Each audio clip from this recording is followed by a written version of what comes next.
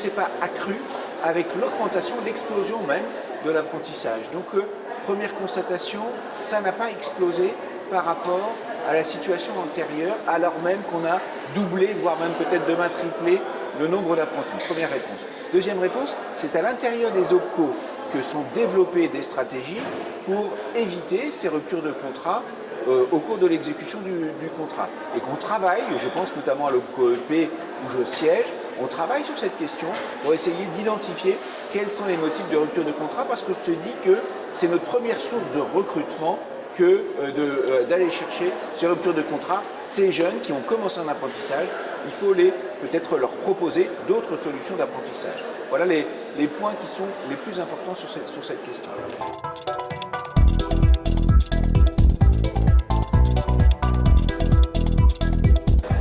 Oui, bien sûr que la formation est une réponse pour le maintien des seniors dans l'emploi, tout comme elle l'est pour l'ensemble des salariés.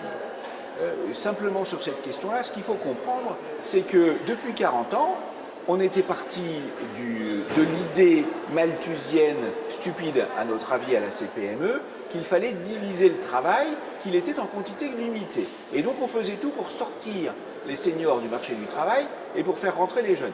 C'est pas comme ça que ça marche, la preuve. On est capable d'embaucher 1 million de jeunes en apprentissage sans que le taux d'emploi des seniors ne diminue, voire même qu'il augmente en ce moment.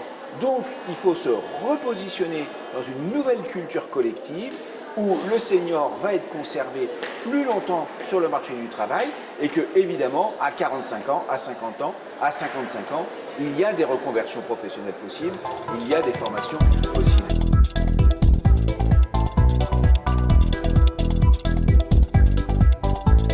Alors, la nouvelle loi formation, de notre point de vue à la CPME, doit insister sur le développement de la formation dans les entreprises.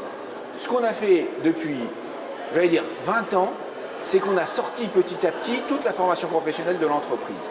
Il faut revenir maintenant vers l'entreprise. C'est la grande oubliée de toutes les réformes des années 2000.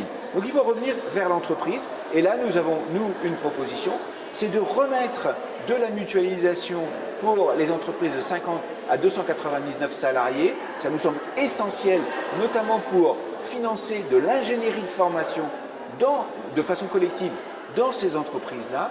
Et puis aussi, certainement, considérer que face aux ruptures auxquelles on a à faire face, qui sont des transitions lourdes, eh bien que l'investissement dans la formation soit un investissement qui puisse être comptablement matérialisé dans les comptes des entreprises et amorti sur plusieurs années, avec peut-être un avantage fiscal à la clé.